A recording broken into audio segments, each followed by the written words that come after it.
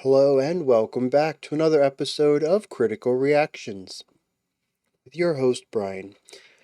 We're going to wrap up this week's theme of favorite EPs, checking out tracks that exist only on EPs. Today I think I'm in for a wild ride. Nothing about this tells me I'm going to enjoy myself. The band is called Psycho Frame, all capitals. The track Dragging Nazarene, all capitals, and this album art is horrific. Let's dive into this and see what Psycho Frame is bringing to the table today.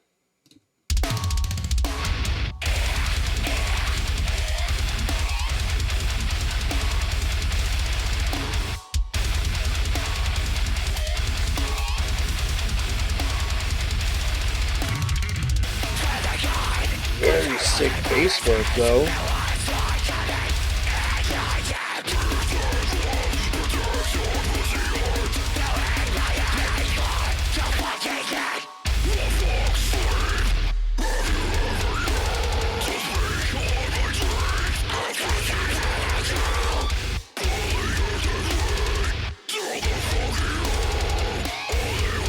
I think beyond the compression of the instruments themselves, the track is also purposefully clipping.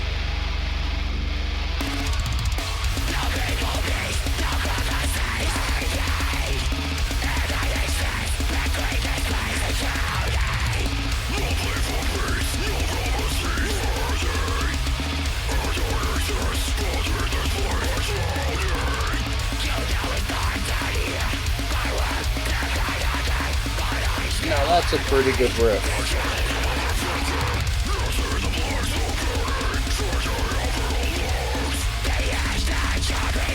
And a slight variation on it.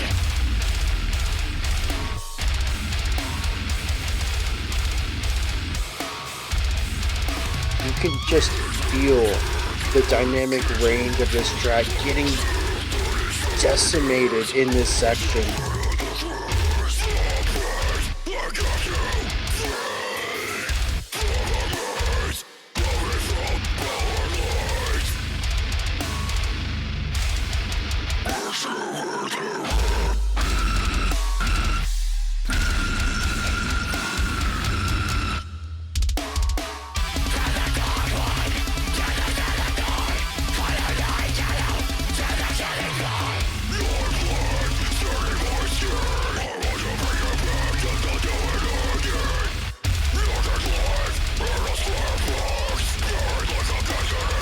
This is our opening riff, I think.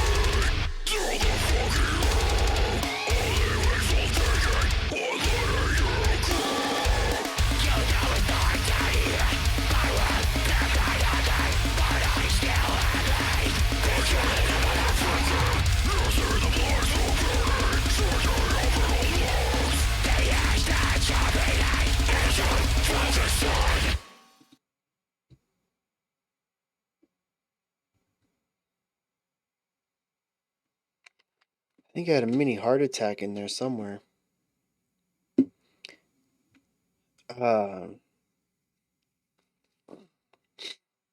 So the bass was pretty good. I enjoyed that.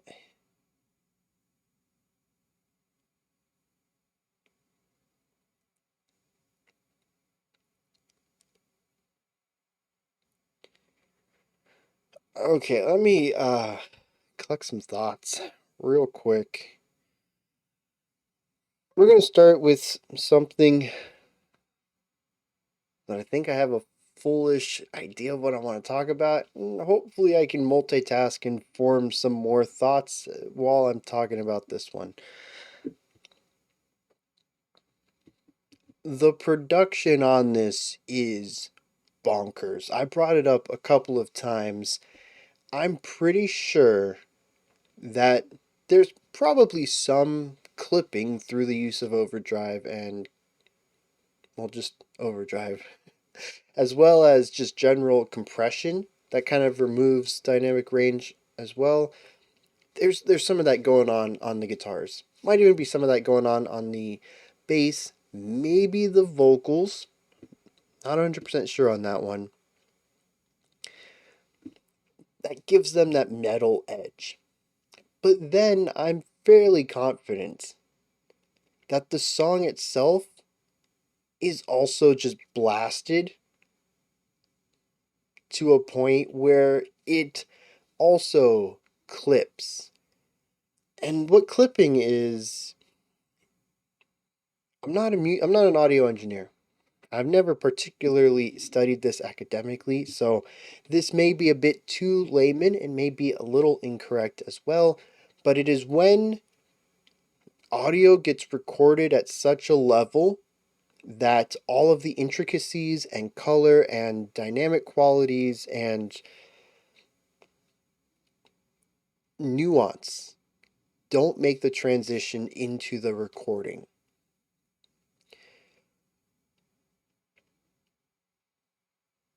This can be purposefully done after you've recorded something, maybe where it didn't clip. You can then make it clip after you've recorded it in your audio workstation. And what it does is it creates this ceiling. If you've ever seen an audio file, you kind of have, actually down here, right? The waveform analyzer, right? That is a visual representation of audio. Many audio workstations have it available, and you can kind of see that there's peaks and valleys and hills, and it's kind of bumpy, right? And I wish I had been paying attention to it during this video. I was paying attention to the volume uh, thing over there, and it was just capped out all the time. I don't think it dropped unless we were doing like a quiet section. But I almost wonder if instead of waves and hills, it kind of flattened out and leveled off, because that's what this feels like. When it clips, it reaches a point where you lose the little peaks and valleys and it just becomes a straight line. It shaves off all of that nuanced complexity in those peaks in favor of just kind of getting a straight line out of it. Everything feels the same. You're missing the nuance and the complexity.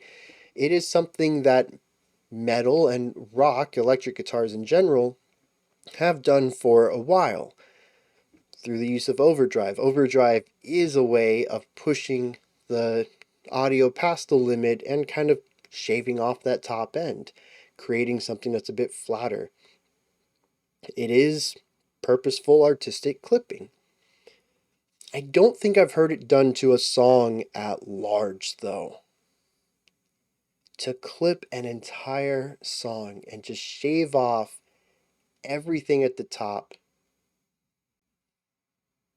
and just create this box of sound. It's such a blunt sonic feeling. And I think it's one of those things that, unless you know what you're listening for or what it sounds like, you might not even know it. I think even describing it here as poorly as I have, I don't think many people are going to go back and listen and say, oh, I totally get what he's talking about now. I think you really need to play around with audio or have somebody demonstrate this, where you listen to something that is dynamically pure, where everything that is recorded is still heard, and then hear them clip it, put it through overdrive, whatever, and shave off that nuance. And once you kind of know what you're listening for, you'll be able to hear it in other songs as well. And this whole song just feels boxed in.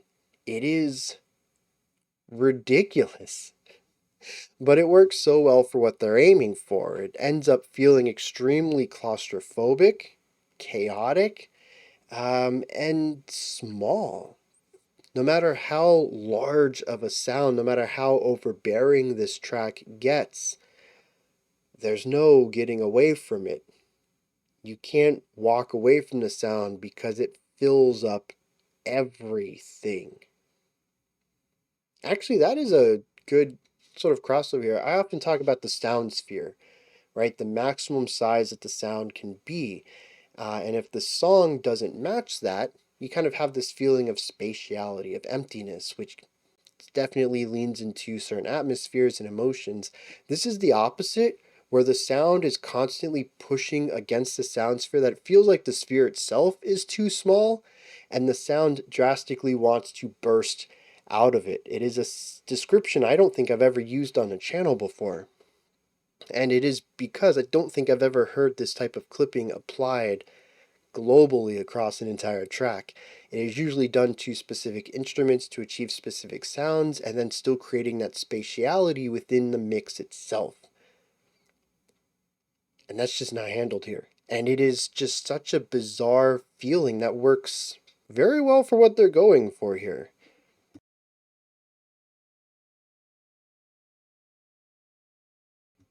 Now, the first thought I got out after that ending was I like the bass, and I do. I can't always hear it. This is a massive sound. The guitars, the drums, the growls, they take up so much space. The bass really has to fight to be heard, and when it can be heard, it is doing some really cool stuff with a meaty, punchy tone. I love the moments when the band kind of got out of the way and let the bass do stuff on its own, kind of making the space for it, that it's struggling so hard with its elbows out and arms close to the chest, trying to fight its way to be heard. And the band says, okay, sometimes they get out of the way. Show us what you got. And the bass always comes through as something really slick. I'd like to hear more of that. But honestly, I think this is one of the few times where I would say that the placement of the bass, production wise, is perfect. I don't know that giving the bass any more presence in this track would change anything. And if the bass is dancing around at the bottom, like it does occasionally when I got to hear it, I'm not sure that that necessarily would add much to the track either. It's supposed to feel heavy and weighty, and that sort of dexterous bass work that we got a couple of times is counterintuitive to that.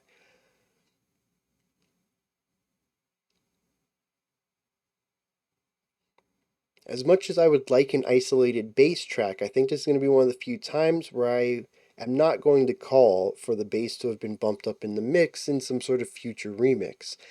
I think it's fine where it's at. Now, I might change my mind.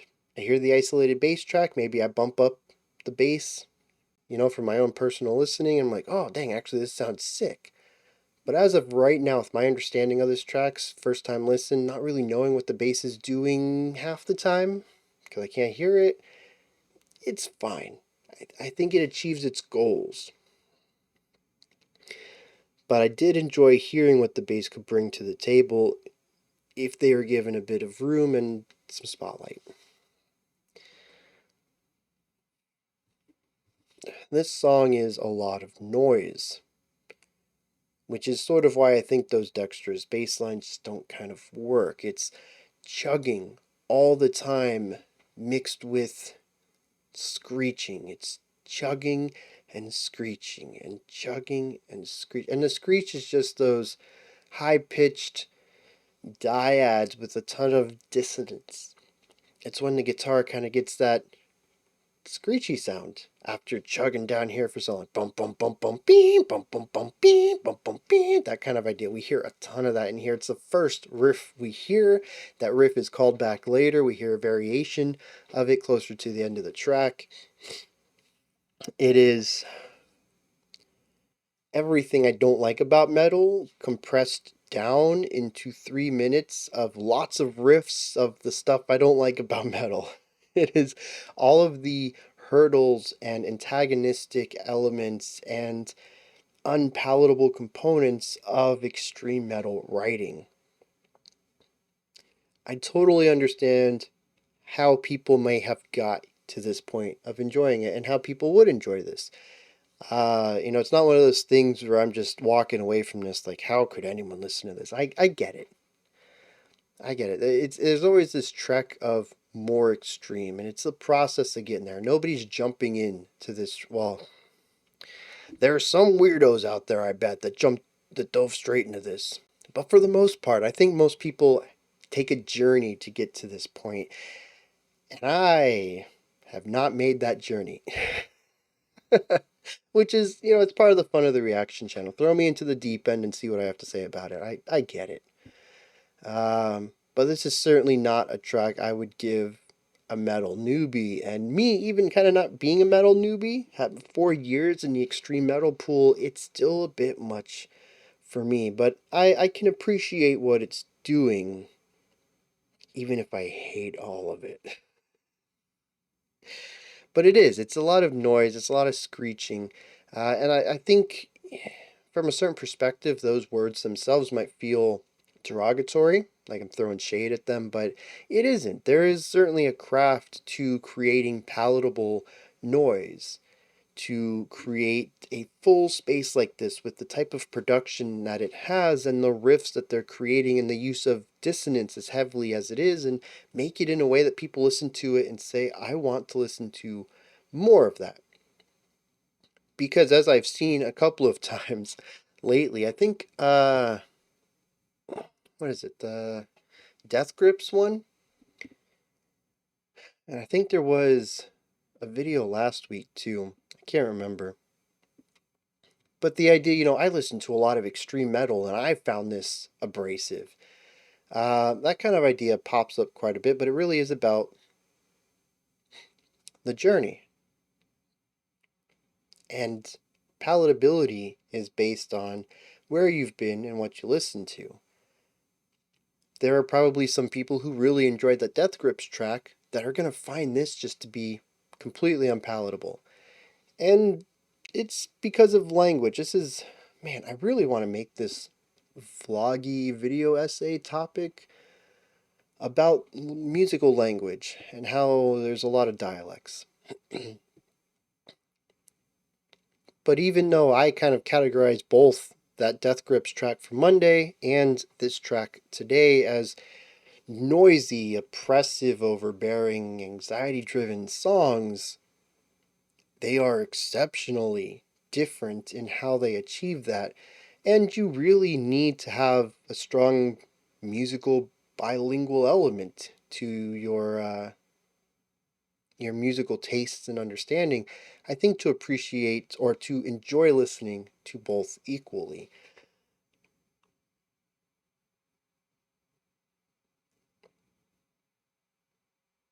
And that might be all I have to say about this. I mean, just aside from general appreciation for the performance, there's quite a few different types of harshes in here. They all require skill to achieve. The guitar riffs are heavy and meaty. I'm sure the guitarists had to find their own tones. The bass work was slick at times. The drum work was completely off the hook.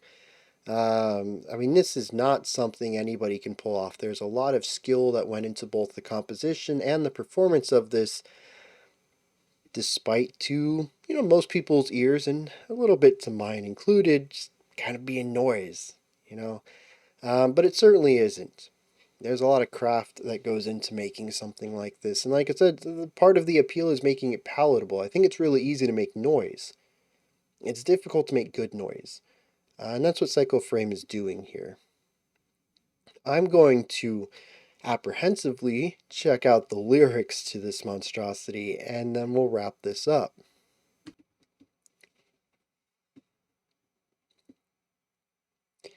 Well, that was graphic.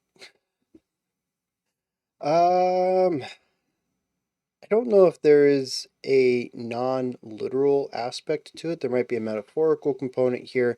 There is a lot of imagery and direct use of religious texts and religious words throughout here. But the general idea seems to be that our narrator, our singer, really hates this other person. Presumably for thinking they're better than the narrator based on their religion, possibly.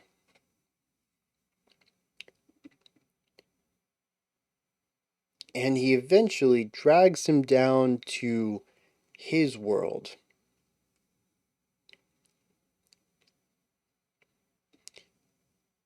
And shows him that he killed his son and then kills him.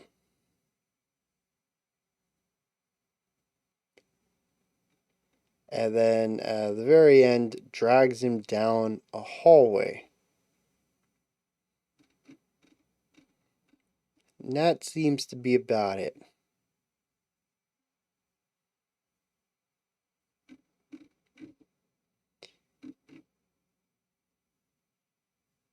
And our narrator seems to be at the very least enjoying themselves. Possibly, though, just, I don't know. No, I'm going to say enjoying himself. Says your dead life in a square box, buried like a casket and the nails pierced through. Now I'm laughing, 'cause you're split in two with your legs dismembered and placed by you. Yeah, definitely enjoying himself here.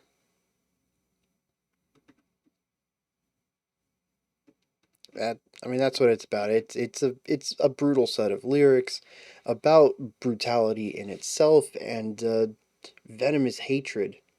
That I think all of that description adequately works for the music as well. It is a very violent song. As I mentioned, I even used the terms of cutting off parts of the music when I was talking about the clipping. And I think during the reaction, I even mentioned that we were listening to Sonic Destruction or something like that. The words, the vocabulary that I've used to describe the sound has been rather violent throughout, and I think having a song about this type of violence fits in with that as well. They have done a fantastic job at creating sonic identity for this track at least, though I'm going to presume most of their songs sound like this, that fit exceptionally well with the topic of this track.